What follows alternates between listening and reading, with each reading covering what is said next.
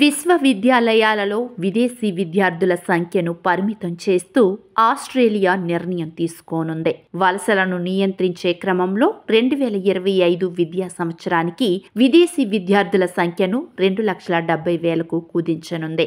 దీని ప్రకారం విశ్వవిద్యాలయాలలో ప్రవేశానికి 1,45,000 మంది, స్కిల్ ట్రైనింగ్ సెక్టార్లో 95,000 మంది విదేశీ విద్యార్థులను అనుమతించేలా ప్రభుత్వం పరిమితులు విధించనుందని ఆస్ట్రేలియా విద్యాశాఖ మంత్రి జాసన్ క్లేర్ తాజాగా వెల్లడించారు. 2023 ఆర్థిక సంవత్సరంలో సుమారు 6 లక్షల విదేశీ విద్యార్థి వీసాలు మంజూరయ్యాయి.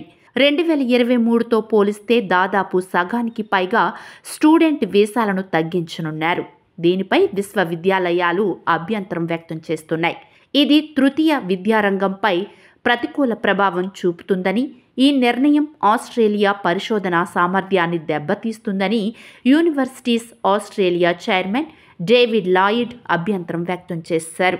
ఆస్ట్రేలియాకు వచ్చే అంతర్జాతీయ విద్యార్థులు తక్కువ నైపుణ్యం కలిగిన వ్యక్తుల వీసా నిబంధనలు కఠినతరం చేయనున్నట్లు ఆస్ట్రేలియా గతంలోనే వెల్లడించింది. తద్వారా వచ్చే 2 ఏళ్లలో వీరి వలసలు సగానికి తగ్గించొచ్చని అంచనా వేసింది. దానికి తగ్గట్లే ఇప్పుడు తమ ప్రణాళికను అమలు చేస్తోంది. కోవిడ్ సమయంలో ఏర్పడిన కార్మికుల కొరతను భర్తీ చేసేందుకు ఆస్ట్రేలియా ప్రభుత్వం వలసలను ప్రోత్సహించింది. దానికి తగ్గట్లే విదేశీ విద్యార్థులు, నిపుణులు ఆస్ట్రేలియాను తమ గమ్యస్థానంగా ఎన్నుకున్నారు.